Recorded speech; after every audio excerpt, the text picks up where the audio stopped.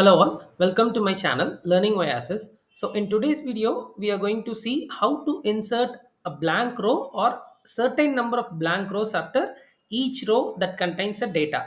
So this was a question that was asked by one of our viewers. So I have tried to solve it without using any VBA code or any other stuff. Okay. So it's going to be a very simple trick. Just watch carefully.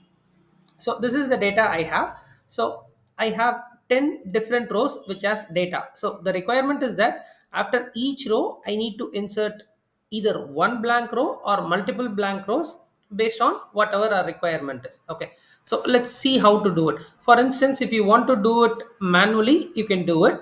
So you need to right click here and then click on insert. This will add a blank row, and similarly go to the next one and then click on insert. This will add a blank row, but this is going to take a very long time.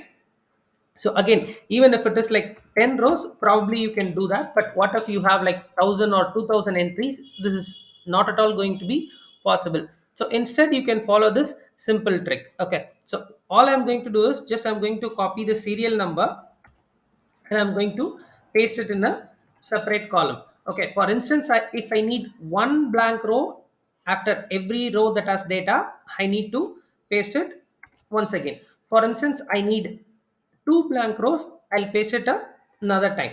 Okay, so after I have done this, what I will do is I will select this entire data,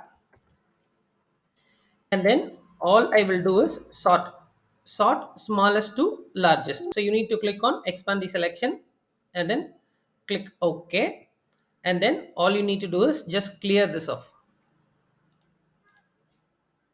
So here you go. So you have the initial data and two blank rows has been added after every row that contains a data. For instance, if you want to add five blank rows, then you will have to paste five times, or whatever number of blank rows you need. Accordingly, you will have to decide how many times you will have to paste it.